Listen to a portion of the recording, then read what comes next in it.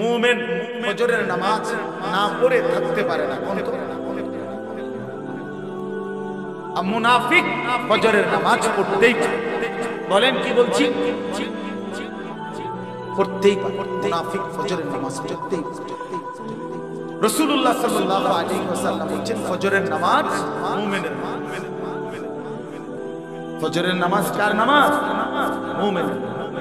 নবীজি সাল্লাল্লাহু আলাইহি ওয়াসাল্লাম বলেন এশার নামাজ এবং ফজরের নামাজ এই দুই নামাজ যারা মুনাফিক তাদের জন্য পড়া খুবই কঠিন। সরাসরি আসকাল আসকাল সবচেয়ে ভারী, এই জন্য ভাই আমার বন্ধু একটাবার ভাই শুধু সারা দিনের নিয়ামত বাদ দিলাম, 7 ঘন্টার ঘুমের নিয়ামতের কোনো শুকর নাই, কোন শুকর কোন আল্লাহ কোরআনে বলছে বান্দা আমি তোমাকে চোখ নাক কান সারা দেহ দিয়ে দিলাম এবং তোমাকে বুঝাইয়া বলার জন্য নবী রাসূল দিলাম, বুঝবার জন্য কিতাব দিলাম। এবার আমি শুধু দেখলাম ইম্মা শাকিরান ওয়া ইম্মা কাফুরা। আল্লাহ কোরআনে বলছে বান্দা 3 জিনিস আমি তোমারে দিছি। 1 নাম্বার হলো আমাকে মানার যোগ্যতা তোমার শরীরের মধ্যে দিছি। তুমি যদি রুকু করতে না পারতা আমি বলতাম না, তুমি যদি সেজদা দিতে না পারতা আমি বলতাম না। কথা বোঝেন নাই? আমাদের শরীরে সেজদা দেওয়ার সামর্থ্য আছে তো, রুকু দেওয়ার সামর্থ্য আছে তো ভাই। তাহলে যেই সামর্থ্য আমার শরীরে নাই, খোদার কসম এমন হুকুম আল্লাহ আমাকে দেয় নাই, দেয় না। তাইলে আল্লাহ তাআলা বলেন 1 নম্বরে আমি বান্দা তোমাকে আমাকে মানার যোগ্যতা দিয়েছি শরীরে। 2 বুঝাইয়া বলার জন্য আমি নবী রাসূল দিয়েছি, নবী রাসূলদের পরে উলামায়ে কেরামকে দিয়েছি, তারা বুঝাচ্ছে তোমার। 3 বুঝবার জন্য আসমানি কিতাব দিয়েছি। এই যে তো আল্লাহ তাআলা বলেন মানার যোগ্যতা শরীরে দিয়েছি, বুঝাইবার জন্য নবী রাসূল উলামায়ে কেরাম দিয়েছি, বুঝবার জন্য কিতাব দিয়েছি। এরপরে আমি শুধু দেখতেছি বান্দা ইম্মা শাকিরান ওয়া ইম্মা কাফুরা, তুমি কি আমার অনুগত নাকি অবাধ্য। চলো বান্দা দুনিয়া আমি চালাইয়া নেব। আল্লাহ বলছে কুলু ওয়া তামাত্তাউ কালিলান ইন্নাকুম মুজরিমুন। আমার বান্দা তুমি দুনিয়া কিছু সময়ের জন্য খাও এবং ভোগ করো, তবে শুধু মনে রেখো তুমি নাফরমান। এটা কোরআন শরীফের আয়াত, সাংঘাতিক কথা। আল্লাহ বলছে বান্দা নাস্তা খাও কোনো অসুবিধা নেই, শুধু কথাটা মনে রেখো যে তুমি ফজরের নামাজ পড়ো নাই। তুমি রাত 10টায় যে খাইতে বসছো আল্লাহ যেন ডেকে বলে নাফরমান খাও কোনো অসুবিধা নেই, শুধু মনে রেখো এশার নামাজ পড়ো নাই।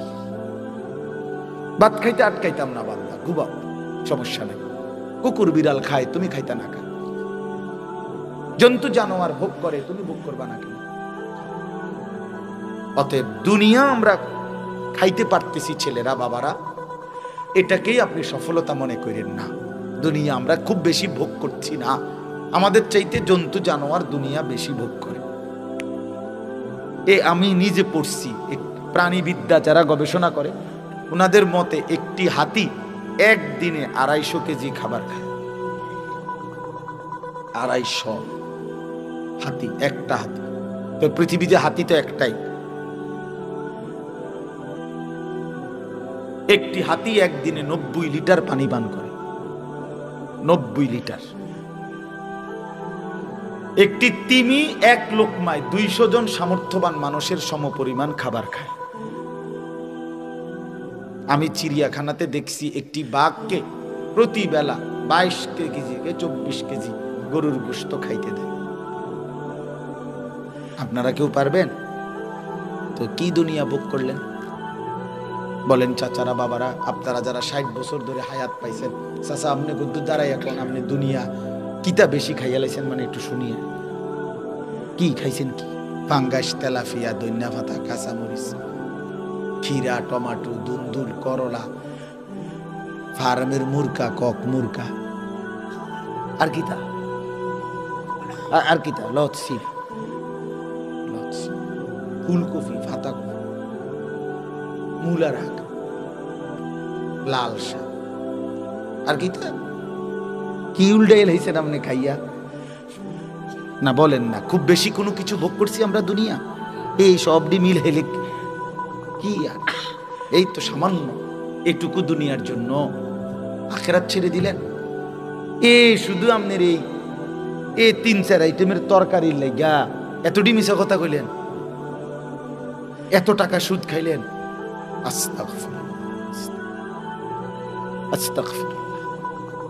আজকে এত বছর ধরে ওজনে কম দিচ্ছেন, মুসলমান 30 বছর মিথ্যা বলে, মুসলমান 30 বছর ওজনে কম দেয়, একজন মুসলমান 30 বছর সুদ খায়, একজন মুসলমান 30 বছর ওজনে কম দেয়, একজন মুসলমানের ঘরে প্রতিদিন টেলিভিশন চলে, নাচ গান, কোনোদিন মনে পড়বে না এটা গুনাহ। আপনার বিবি কোনোদিন পর্দা করবে না, আপনার মেয়েটা কখনোই পর্দা করবে না, আপনার এমন সুন্দর ছেলে সে কখনোই নামাজ পড়বে না বাবা। তার জন্য ফজরের নামাজ ফরজ হয় নাই। আপনার মেয়ে 16 বছরে, তার উপরে পর্দা ফরজ হয় নাই। আস্তাগফিরুল্লাহ, আস্তাগফিরুল্লাহ।